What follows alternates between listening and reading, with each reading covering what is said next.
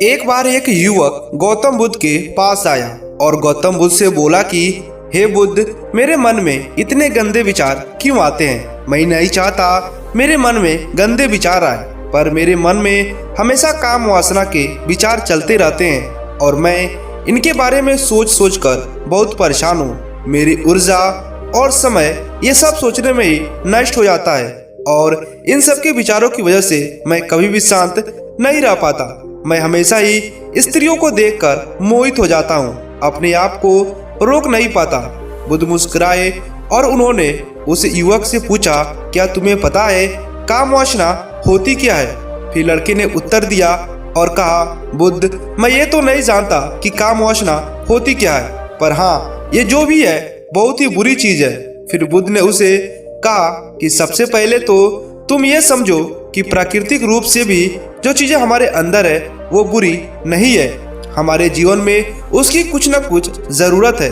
वासना कोई बुरी बात नहीं है, ये तो हमारे मन की एक भावना है जो हमें किसी न किसी चीज की कमी का एहसास करवाती है और फिर हम उसे चीज को पाने के लिए उसकी तरफ आकर्षित हो जाते हैं। जैसे अगर तुम्हारे पास धन की कमी है तो तुम धन पाने की वासना उत्पन्न हो जाएगी। तो वासना कुछ और नहीं, बस एक प्रकार की कमी है जो कि एक प्रकार की जरूरत का एहसास कराती है, और जब ये जरूरत शारीरिक हो जाती है तो इसे काम वासना कह देते हैं। युवक ने गौतम बुद्ध के कहा, बुद्ध, मुझे काम वासना का मतलब तो समझ में आ गया, पर आप मुझे ये बताइए कि यह आती कहाँ से है? गौतम बुद्ध ने कहा कि काम वासना कहीं से आती नहीं है, ये तो हमारे अंदर ही होती है और इसका होना जरूरी भी है, तभी तो मानव जाति का विस्तार होगा। युवक ने कहा, जब हमारे अंदर ही है और जरूरी भी है तो फिर लोग इसे गलत क्यों बोलते हैं? बुद्ध ने कहा कि यही तो समस्या है, लोगों ने काम वासना को गलत तरीके से सोच लिया है, इसे छिपाने की दबाने की कोशिश करते हैं। काम वासना गलत नहीं है, बल्कि काम वासना का गलत तरीके से प्रयोग करना गलत बात है। लोग जिससे प्रेम करते हैं बस उसी के लिए जीने लग जाते हैं, उसे पाना ही अपना लक्ष्य बना लेते हैं और उसी के बारे में हमेशा सोचते रहते हैं, पर यह गलत है। बुद्ध ने योग से कहा, तुम पता है जानवरों के अंदर भी काम वासना होती है?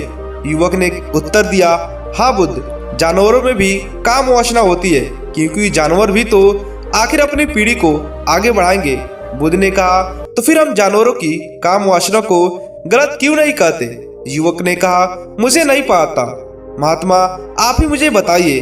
गौतम बुद्ध ने कहा कि जानवर अपनी काम वासना का प्रयोग आनंद प्राप्ति के लिए नहीं करते हैं, वो तो सिर्फ संतान उत्पन्न करने के लिए काम वासना का उपयोग करते हैं। जानवरों को प्रकृति ने इतनी समझ नहीं दी है कि वो काम वासना को अपने सुख का आधार बना सके, जबकि मनुष्य अपनी समझ के बलबूते पर प्रकृति में पाई जाने वाली प्रत्येक वस्तु को अपने सुख के लिए प्रयोग करता है। हम इंसानों ने भी काम वासना को अपने सुख का साधन बना लिया है, जबकि प्रकृति ने तो हमें अपने वंश को आगे बढ़ाने के लिए इसे दिया था, लेकिन इंसानों ने इसे अपने जीवन का परम लक्ष्य बना रखा है और इस तरह से काम वासना का बेलगाम हो जाना गलत है।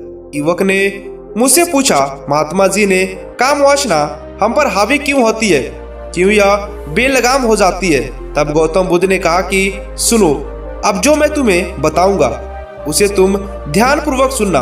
काम वासना का सारा खेल तुम्हें समझ में आ जाएगा, तुम्हें तुम्हारे सारे सवालों का जवाब भी मिल जाएगा, बस तुम्हें ध्यान से सुनना और समझना है। फिर गौतम बुद्ध ने युवक को बताना शुरू किया।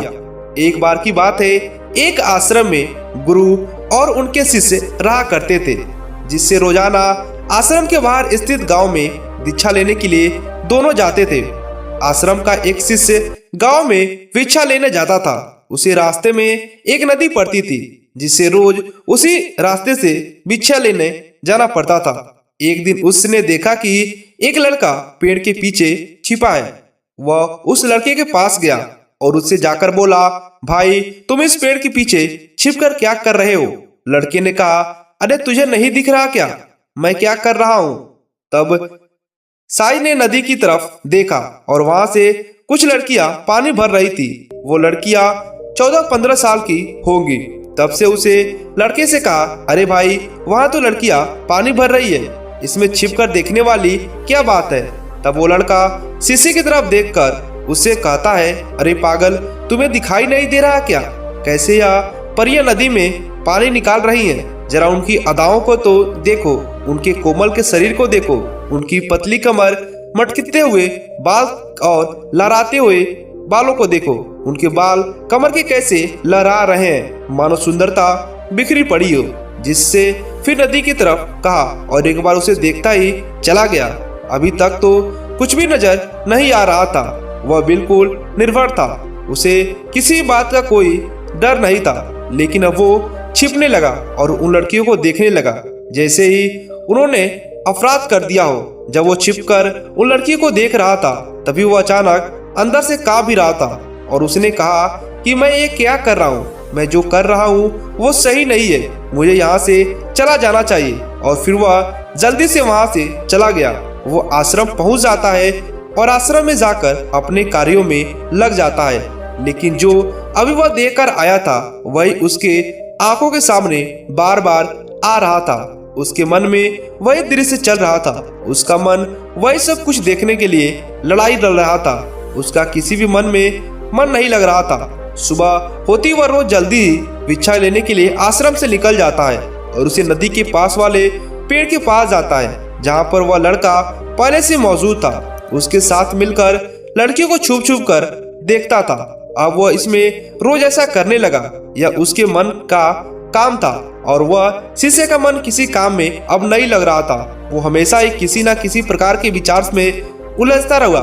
आश्रम के कार्यों को ठीक ढंग से नहीं कर रहा था, ना वो ठीक से सो पाता और ना ही ठीक से खाना खा पाता था। उसका मन बेचैन था। आगे गौतम बुद्ध ने उस व्यक्ति से कहा जो उनका शिष्य था, जिसका मन बेचैन था, कहा कि वो लड़का अंत में अपने मार्ग से विचलित हो गया क्योंकि वो काम वासना को अपना लक्ष्य समझ लिया और वो डेली क्या करता, आश्रम से जाता और उस पेड़ से छिपकर लड़कियों को देखता था। ये हमारी गलत बात है। गौतम बुद्ध ने कहा कभी भी अपने लक्ष्य से भटकना नहीं चाहिए, कभी भी किसी स्त्री को देखकर उस पर मोहित नहीं होना चाहिए क्योंकि ये सभी मोह माया है। हालांकि हमारे अंदर काम वासना की शक्ति है जिसे हमें सही उपयोग में लाना चाहिए। जिस तरह से जानवर सिर्फ सुख के लिए नहीं बल्कि अपने वंशज को आगे बढ़ाने के लिए करते हैं, उसी प्रकार हमें भी काम वासना का प्रयोग अपने वंशज को आगे बढ़ाने के लिए करना चाहिए, ना कि अपने सुख के लिए। दोस्तों, गौतम बुद्ध के बारे में बताई गई ये जानकारी आपको कैसी लगी हमें नीचे कमेंट कर बताइएगा।